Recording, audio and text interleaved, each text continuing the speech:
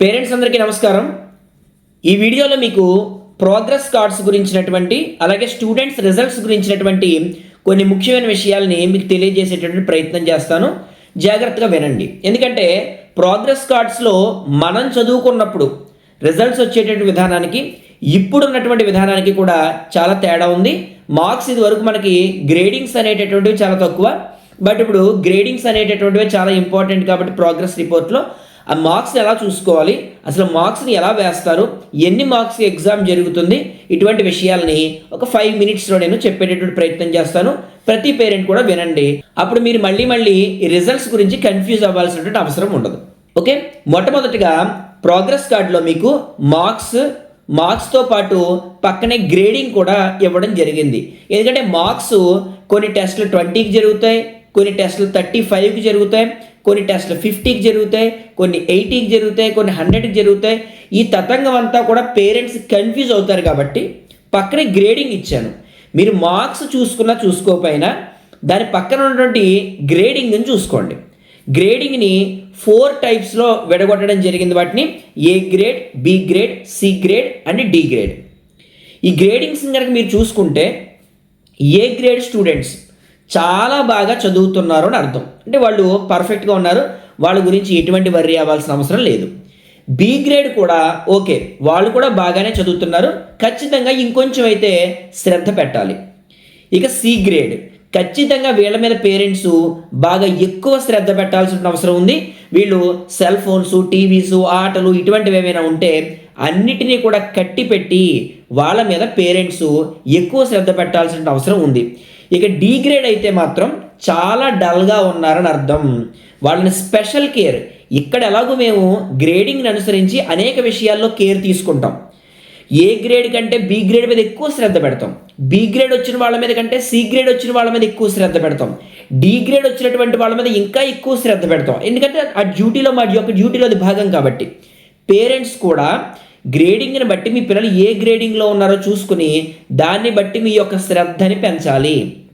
మీరు ఒక విషయం అర్థం చేసుకోవాలి. ఇక్కడ కార్పొరేట్ స్కూల్స్ లాగా మసిపూసి మారేడికాయ చేయడం అనేటటువంటిది మన శ్రీరామ పబ్లిక్ స్కూల్లో ఎప్పుడూ ఉండదు.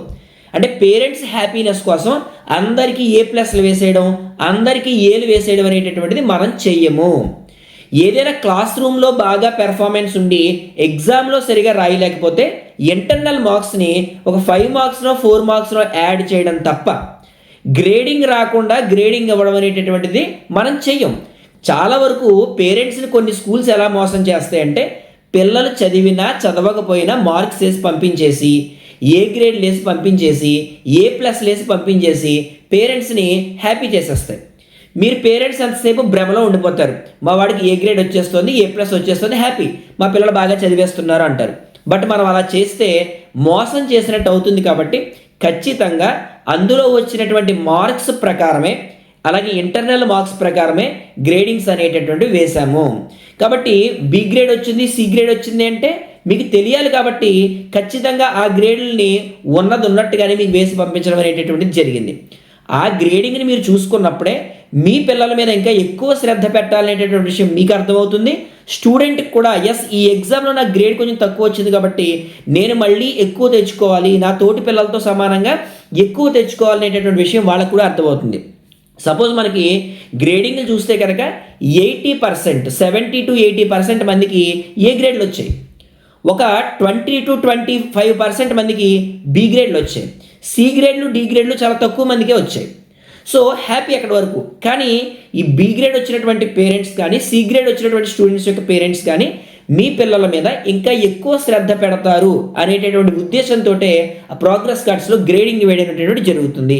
సో దాన్ని మీరు దృష్టిలో పెట్టుకుని నెక్స్ట్ ఎగ్జామ్కి, అంటే ఈ ఎగ్జామ్ సి వచ్చిందనుకోండి, నెక్స్ట్ ఎగ్జామ్స్కి కనీసం ఒక 2-3 ఎగ్జామ్స్ అయ్యేటప్పటికి బి గ్రేడ్లోకి మీ పిల్లలు వెళ్ళే విధంగా ప్లాన్ చేసుకోవాలి.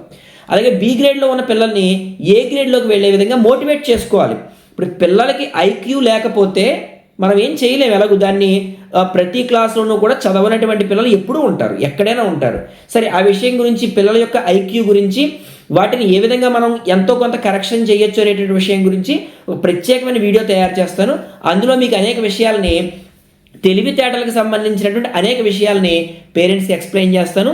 బట్ ఇప్పుడు వచ్చినటువంటి మార్క్స్ చూసుకుని దాని ప్రకారం ఎంతో కొంత ఎక్కువ మీరు పిల్లల మీద ఎక్కువ శ్రద్ధ పెట్టి ఎంతో కొంత ది బెటర్ మార్క్స్ని నెక్స్ట్ ఎగ్జామ్కి తీసుకొచ్చే విధంగా పేరెంట్స్ ప్లాన్ చేసుకోవాలి.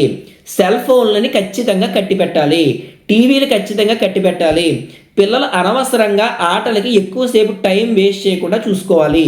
హాలిడేస్లో ఆడుకున్నప్పటికీ ప్రతిరోజు మాత్రం ఈవినింగ్ టైంలో ఖచ్చితంగా ఎంతో కొంత మీ పిల్లలు శ్రద్ధ పెట్టేటటువంటి విధంగా ప్లాన్ చేసుకోవాలి. పేరెంట్స్ కూడా మీ పిల్లల పైన ప్రతిరోజు ఏం చదువుతున్నారు అనేటటువంటిది ఖచ్చితంగా శ్రద్ధ పెట్టాలి. ఈ జాగ్రత్తలన్నీ కూడా పేరెంట్స్ దృష్టిలో పెట్టుకుని ఈ గ్రేడింగ్ని బట్టి మీ పిల్లల మార్క్స్ చూసుకుని కొంతమంది పేరెంట్స్ ఉంటూ ఉంటారు, నీకు బి గ్రేడ్ వచ్చిందంటే నేను సంతకం పెట్టను, నీకు సి గ్రేడ్ వచ్చిందంటే నేను సంతకం పెట్టను. ఎందుకు పెట్టరు? మీ పిల్లలకు వచ్చినటువంటి గ్రేడ్ అది. ఎప్పుడు కూడా పిల్లల్ని డిస్కరేజ్ చేయొద్దు. You have to take more care. ఇప్పుడు మేము ఎలాగో కేర్ తీసుకుంటాం, ఖచ్చితంగా ఎక్కువ కేర్, మీరు కూడా ఎక్కువ కేర్ తీసుకోవాలి. కానీ సి గ్రేడ్ వచ్చిందని వాడిని తిట్టడం, సంతకం పెట్టనండం, బి గ్రేడ్ వచ్చిందని వాడిని తిట్టడం, సంతకం పెట్టనండం, ఎప్పుడో ఒకసారి ప్రోగ్రెస్ కార్డ్ చూసేసుకుని సంతకం పెట్టండి సరిపోదు. మీరు శ్రద్ధ తీసుకోవాలి. సి గ్రేడ్ వచ్చిందంటే మీలో కూడా ఎక్కడో కొంచెం ఇంటి దగ్గర శ్రద్ధ పెట్టేటటువంటి అవకాశం ఉందేమో చూసుకోవాలి. బి గ్రేడ్ వచ్చిన పిల్లల్ని ఇంకొంచెం శ్రద్ధ పెట్టి ఏ గ్రేడ్కి వచ్చేలా చూసుకోవాలి. అంటే బాగా సి గ్రేడ్ డి గ్రేడ్లో వచ్చేసేటువంటి పిల్లల్ని ఏ గ్రేడ్లోకి ఒకేసారి తీసుకొచ్చి ఎక్కర్లా. అలానే వాళ్ళు డిస్కరేజ్ కూడా చేయకూడదు. మీరు పేరెంట్స్ ఈ విషయాన్ని దృష్టిలో పెట్టుకొని వాళ్ళని ఎంకరేజ్ చేయండి. అమ్మ నీకు ఈసారి సి గ్రేడ్ వచ్చింది, నువ్వు ఇంకొంచెం ఎక్కువ శ్రద్ధ పెట్టు, బి గ్రేడ్లోకి వెళ్ళు, కొంచెం ఎక్కువసేపు చదువు, సెల్ ఫోన్ కట్టిపెట్టు, టీవీ కట్టిపెట్టు, ఆటలు కట్టిపెట్టు అని చెప్పేసి వాళ్ళని మోటివేట్ చేసే ప్రయత్నం చెయ్యండి తప్ప నేను సంతకం పెట్టను, నీకు ప్రోగ్రెస్ కార్డు ఇవ్వను, లేదా నేను స్కూల్కి వచ్చి మాట్లాడతాను, ఇటువంటివన్నీ పిల్లల్ని డిస్కరేజ్ చేయాల్సిన పని ఏమీ లేదు.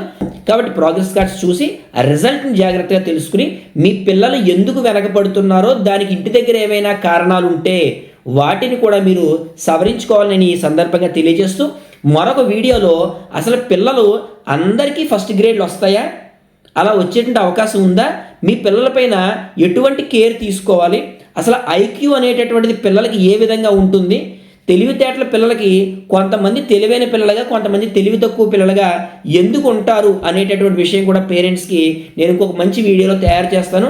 ఆ విషయాలు కూడా పేరెంట్స్ తెలుసుకోవాలి. అవి కూడా పేరెంట్స్కి చాలా ఇంపార్టెంట్. ఎందుకంటే మా పిల్లలు బాగా చదవాలి అని ప్రతి పేరెంట్కి ఉంటుంది. కానీ ప్రతి పేరెంట్ కూడా తమ పిల్లల యొక్క శక్తి సామర్థ్యాలను తెలుసుకునేటటువంటి ప్రయత్నం చేయాలి. అవి ఎలా తెలుసుకోవాలనేటటువంటిది నేను మరొక వీడియోలో పూర్తిగా దాన్ని తెలిపేటటువంటి ప్రయత్నం చేస్తాను. సో ప్రోగ్రెస్ రిపోర్ట్స్ చూడండి, దాంట్లో ఉన్న గ్రేడింగ్లు చూడండి, దాన్ని అర్థం చేసుకోండి. ఎంతో కొంత మీ పిల్లల్ని మార్చేటటువంటి ప్రయత్నం ఖచ్చితంగా ఇంటి దగ్గర మీరు కూడా చేస్తారని ఆశిస్తూ థ్యాంక్ యూ.